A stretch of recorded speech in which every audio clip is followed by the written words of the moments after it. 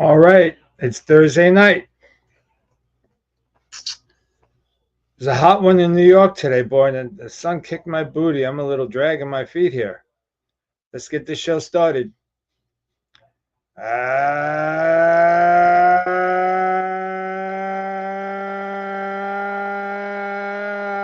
Good evening, everybody. Welcome to Angie's Angles. It is June the 19th in the year of my Lord, 2025. Hey, Harold, what's going on? I am Interstatal. Thanks for joining, Harold. I appreciate you as always. Before we start, why don't we light up the little, I'm smoking Perdomo Habano, one of my go-tos.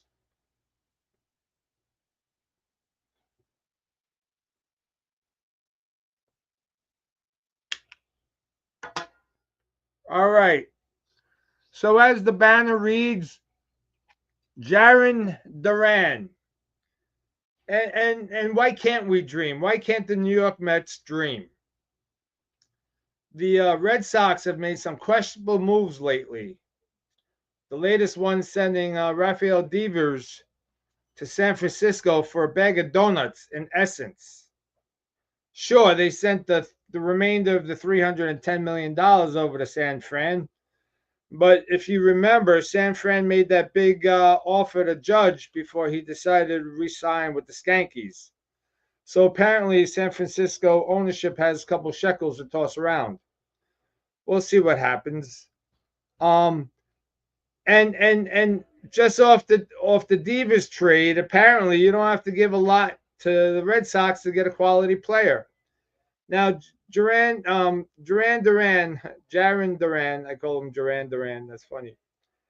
He comes with some baggage, and I'm not saying negative baggage, and it's more mental baggage. As you know, it's well documented that he's got some depression issues, even self-admittedly alluding to the fact that he was suicidal at one point in his life, not that long ago. But if you could get that caliber of a center fielder and make sure you assign him some mental doctors, some psychiatrists, some psychologists, whomever you want to, what kind of ists you want to send to him, he'd be an amazing fit in center field. And this is what happens. Hey, Eric, what's going on? Thanks for joining. This is what happens if you get Jarren Duran. Now, I'm going to stick with the Jarren Duran because it's funny. Howard, you could appreciate the reference. So what happens instantaneously is a couple of things. You get a bona fide center fielder, bar none, with pop in his bat, who hits for average 270 plus better, 20 to 25 home runs, 25 to call it 35 stolen bases from your center fielder, and no argument, defensive, solid center fielder. Oh, Ange, we got a center fielder, Tyrone Taylor. Well, he now becomes your left fielder. Oh, but we got Brandon Nimmo and his $180 million contract. He instantly becomes your DH. It saves his legs. He's got the plantar fasciitis that he's dealing with. So we move him over. We move Taylor to left. We tell Nimmo you're our designated hitter. We get Duran in center. And then we got to talk about the infield. Preferably our catcher. How much longer are we going to ride with one Francisco Alvarez? And Rob Roll, if you're listening, we had it. We had it right. We had it right. We had to eat crow the first year when he was threatening Johnny Bench with the rookie catcher home run record. He came a home run shy of tying it. He hit 24. And I don't think he's hit one since. Obviously, he has, but you get the gist. And now his offense is really affecting his defense. Because thrown behind the runner the other night, you just don't do that. We talked about the pickle play, right? We talked about the proper way to conduct a pickle play. Whenever you get a run in a pickle play, you always throw to the advancing base. and you let that field dictate the pace. Now, if he gets too close to the returning base, you throw it back there. And then that guy, if he doesn't have a play, immediately needs to throw it to the advancing base. The minimum outcome you want on that is the runner goes back to the previous base. The absolute dynamic outcome you want is an out. Why this drill isn't really played out in the major leagues is I just saw it the other day. It was abysmal, and the runner completely ran out of the base path, so he was an automatic out. I mean, holy crap, he almost ran to the dugout. So Jarren Duran as a possibility to be patrolling center field for years and years to come for the New York Metropolitans, gets me a little giddy, makes me a little happy. He brings instant power and prestige to that lineup. He becomes your automatic fifth hitter. Lindor, Nimmo, Soto, Alonso, Duran. And then you build off of that. Now you got to do 6, 7, 8, 9. You got 4 positions to fill, 4 batting orders. Mark Brooks, my brother from another. Mark, how you doing, brother? Hey, for those that remember, Mark Brooks' house was a victim of arson. Lost a lot of property, almost all his property, I'm assuming. Some animals, sadly. Thank God no human life was lost. But Mark and his wife Antoinette were just interviewed by the local news channel with the new crib. Mark Brooks rocking the new crib down in the Carolinas. So we're very happy for the Brooks family. Start reconstituting all those memories that you had in the old house, Mark. And I believe everybody's going to be just fine. Eric, you bring up Wally Backman for manager. Sadly, one Carlos Mendoza, who he's not going anywhere. Sadly, because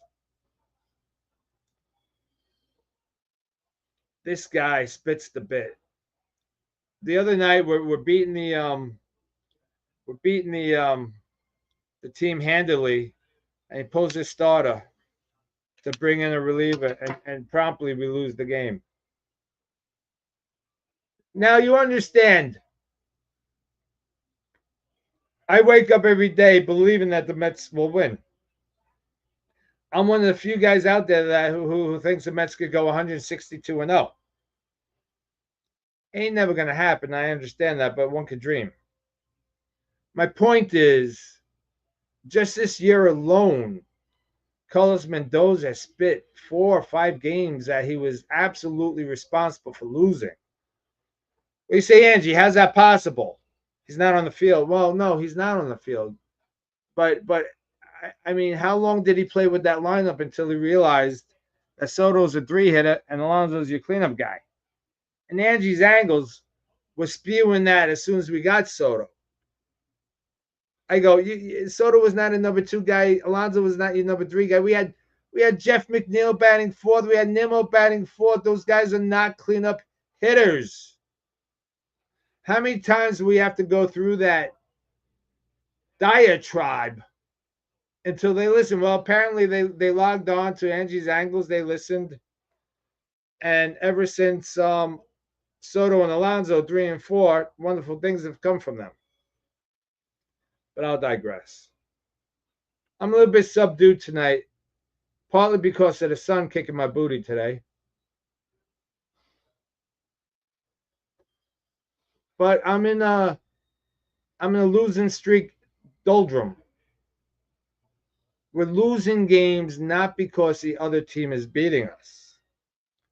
We're losing games because we're sloppy. We're playing sloppy, unconventional, non-conventional baseball, non-fundamental baseball. Wrong bases, pass balls, overthrows, this throw, that throw, not running out potential balls off the wall, taking their home runs, etc., etc., etc. Give me the movie. Who said that? It was a classic movie from the day. Etc. Etc. Etc. Give me the movie. So what are we at? A 6-game loss, and I think they just tied up the game. They tied up the game. The Braves.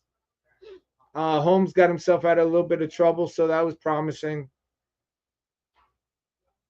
And talk about getting out of an inning. Now, Garrett Reed, for the most part, had a tremendous season. And lately, he's been blown up a little bit. He had the bases loaded, no outs, and got the 2 strikes on Ozuna. It was a 2-2 count. And he throws an inside off-speed pitch. Now, ladies and gentlemen who have played the game of baseball, what don't you do to a bona fide hitter like Marcell Ozuna? No, Harold, that is not the movie I'm thinking about. What don't you do to a bona fide hitter in that situation? You don't throw an off-speed pitch in the strike zone. Why? Why, Ange? It speeds up the bat of the batter automatically. If he's looking fastball, he's going to be way early, and the bat speed is going to be tremendous. And that's exactly what he did. He took the inside off speed and roped it down the line. You had one pitch to throw at him before it became 3-2. Why not throw one in the dirt? Why not throw a slider outside, make him fish? Why not see where his aggressiveness was? I mean, he threw some really quality pitches in that inning, except for that one. And who called that pitch? Alvarez. Reed himself, the dugout, Mendoza. Who's calling for that off-speed pitch in the hittable part of the plate? It's baseball 101. It's pitching 101. You don't throw an off-speed pitch in a fastball situation with a bona fide hitter because it speeds the bat up. And we were lucky he kept it in the park.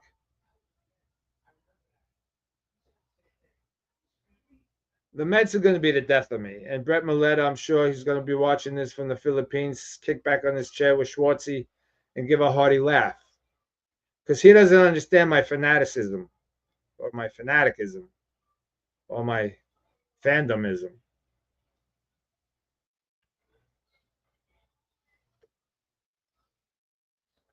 He often claims and tells me that the New York Mets don't know who Angelo M. Gagliano Sr. is. And I probably don't argue that. I'd imagine that's accurate.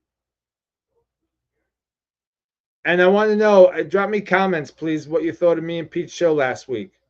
Like I said, we're going to try to have Pete on twice a month. He's setting up his man cave. He's going to have a nice background. He's going to hang the 86 banner, the whole 9 yards.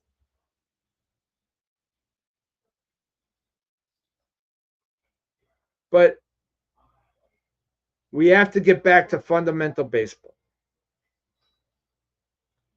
Pete Alonso, high tossing to Senga. Now Senga's out for a couple of starts. We got Vientos still on the DL. Beatty's now on the DL. And you got a lot of teams, thanks to the wild card, that are still in the race, right? So we're going to have slim pickings, in my humble opinion, come the trade deadline.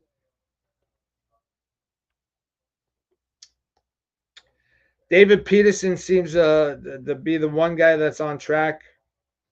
We could only hold our breaths that when Manea comes back, he brings quality baseball with him. Hope he's got life in his arm. McGill's on the DL with a tender elbow. Clay Holmes has been pitching well. Griffin Canning, for the most part, as per Kevin Elliott and his Kevin Linux, says that Griffin Canning is still pitching above schedule, even though he's given up a couple of doozies in his last couple of outings.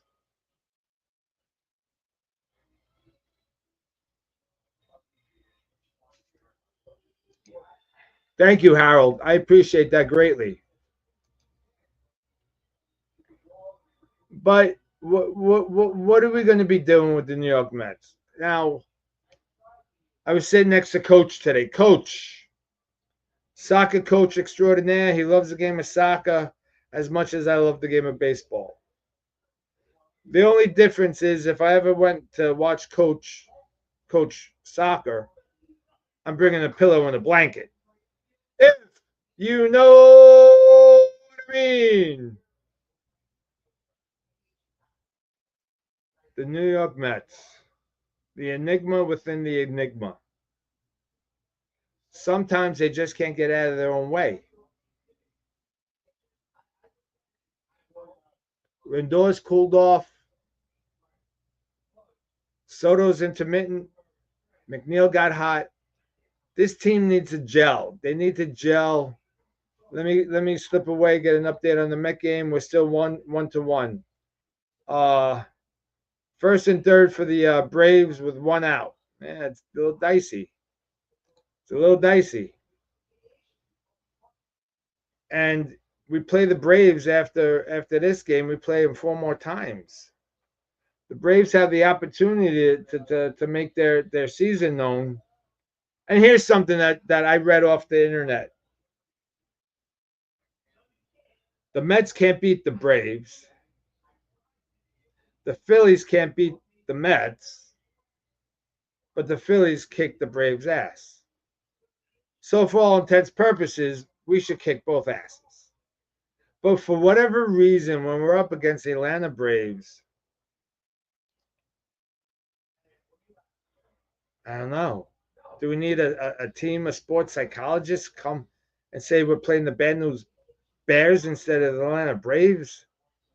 Do we have to give our players glasses that change the name and the color of their jersey? These are questions that need answers. Why can't we beat the Braves? They're 12 games out of first? We're in first still by a game.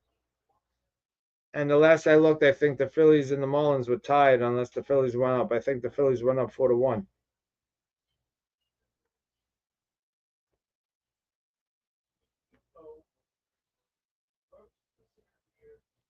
Smoking a Perdomo Habano. It's a good cigar. It's about $15 a stick. Not too shabby. I had every intention of coming here and just screaming my head off. But what good is that going to do, a la Brett Milletta? He claims the Mets don't hear me. But as a Met fan, it's very frustrating. True that, Harold. That's why they play all the games. Any given day, any team could beat any team. Agreed, 100%. I mean, we did what we had to do with Colorado. We did what we had to do with the White Sox. But when it comes to the big boys, we're having a little trouble. Sure, we beat the Phillies. Sure, we beat the Dodgers. Sure, we beat the Skankies. Sure. We beat the Yankees, the Skankies 1 game. They took us 2 games. But we're playing them July 4th weekend, so we're going to see what happens then. And I don't know if you heard about the Skankies. They finally scored an offensive run after 30 innings. I got something off the ticker said that was their first run scored since Ronald Reagan was in office.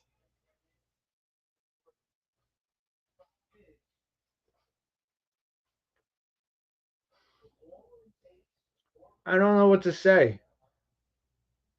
Mark Brooks, you got anything? You got any input on what might be able to spark our Mets now?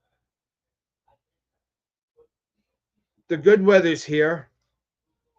Hey, John, what's going on, buddy? Thanks for logging in. I appreciate you, John.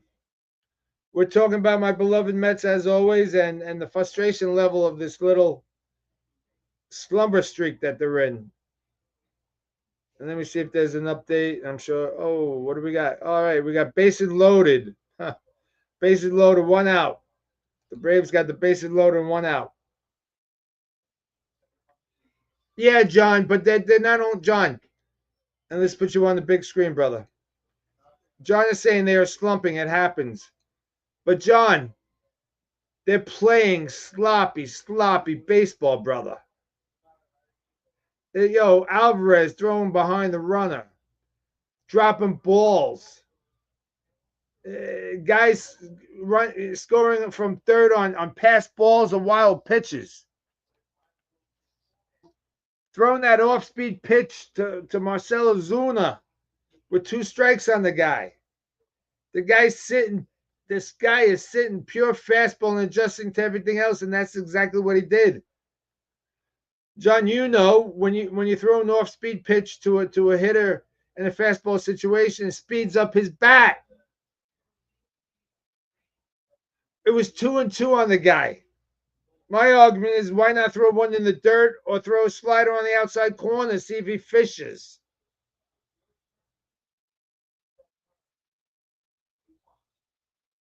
Alvarez got to get his head out of his ass. I don't think this guy could hit the side of a barn with his bat. I mean, he's just looking awful. Ronnie Mauricio's looking overmatched more often than not. Sure, he's got a live bat, sure. But he's got to adjust to the strike zone. In AAA, those pitchers are trying to make a name for themselves, and they're throwing the ball over the plate, et cetera, et cetera. Not in the big leagues. That doesn't happen. They don't need to do that in the big leagues, and you got to lay off those pitches.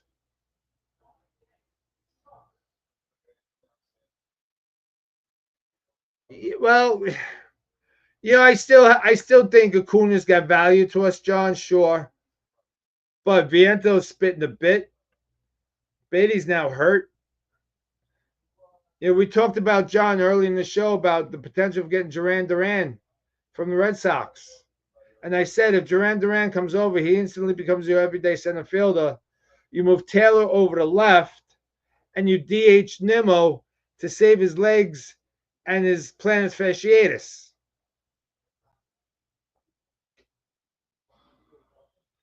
Soto still at times looks very lost. It just looks like he's not seeing the ball. So can maybe we do an eye chart test on Soto? Did something happen? Because he's really not seeing the ball when he takes a swing. He's taking these check swings constantly because he's confused about the pitch, the location, the speed, the etc. Something's not right with Soto. If you take his at-bats from the Skankies of last year, he had the chip on his shoulder. He said, knock it off. Yeah, and it seems like that happens to all the guys that come over to Mets for the most part, minus Mike Piazza. Although Mike Piazza's first couple of months, he was also deficient in his production until he woke up. Same thing with Lindor. Happened to Lindor. So is that what we got to wait for? We got to wait for next year to see the real Juan Soto. Will the real Juan Soto stand up? I'm not sure. As we all know, I was dead set against signing him. Right, Beltran, good John. I thought it was a lot of money for almost a one-dimensional player. Call it a 1.5-dimensional player. A lot of money where we could have gone a lot of different directions. And I said this out loud. Kyle Tucker was one of those different directions. And he's having a very nice, solid season, Kyle Tucker. Although Kevin Lennox will tell you otherwise. So I'm not really sure. We're at the 8:54 mark, and of course we do the prayer circle every week on Angie's Angles. Don't mind Mount Everest. I got no water in it to darken it up, so it's pure white today. I might have to go see my buddy Mustafa and get a little haircut. All right, here we go. Prayer circle. Harold, brother-in-law Frank, Dawn Squared. Scott Tobias, we're praying for your wife and your mom. Linda, Grandma Stein, praying for your dad, self, and the new family. Mark Brooks, Antoinette Brooks, the Brooks family. Congratulations on the new house. All safely recovered from the arson that destroyed your previous house. Check it out. Go to Mark Brooks' page on Facebook. Nice little news channel video telling the happy ending story. Kevin Elliott, we're praying for your health challenges. John wants us to pray for the New York Mets. Not a bad idea, my friend. Clark, we're praying for your brother-in-law Brad and your sister Trish. Deb and Lee down in Maryland, we're praying for you guys. Marianne Bello, we're praying for your mom out there in Las Vegas. Larry Levy, your wife Frida, as she remains in remission with cancer. Mr. McGowan, sir, we're praying for your six, my friend. Big John in the Smoke Therapy Lounge, cousin Richie, Phil's Nona, his brother Angelo's friend Dave. Tom, we're praying for Paul and Janet, Jim and Linda. Johnny Barbecue, we're praying for your daughter Caitlin's speedy recovery from hand surgery, and your son-in-law's father, who was in the hospital. Joanne, we're praying for Angel with the eye stroke. Mike C., we're praying for your dad. Ralphie, we're not only praying for Aunt Doris, but we're praying for you, my friend, that you get better soon. And as advertised last week, we're going to have Pete O'Shea with his wealth of knowledge on. We're going to pray for him and Shani, his wife, on their new venture in Florida. They're all set up. They got a house. Everything's beautiful for him. He's had a long, hard road, and God is good at times. So a little bit subdued Angie's Angles tonight due to the sun beat the crap out of me and my doldrums on the Mets. I think they need to take extra batting practice. I think they have to do extra fundamental on the baseballs, how to catch a ball. Alvarez, stop trying to frame the ball. You're missing too many. They're bouncing off the heel of your glove. Stop. Catch the ball. If it's a strike, it's going to be a strike. If not, so be it. And the bats have to get going. It's 8:57. This has been Angie's Angles. Come to you live from Smoke Therapy, 215 Ronkonkoma Avenue, Ronkonkoma, New York. I hope everybody's enjoying the heat. I can't wait to get home into the AC and throw a fan on. Good night. God bless. I love you.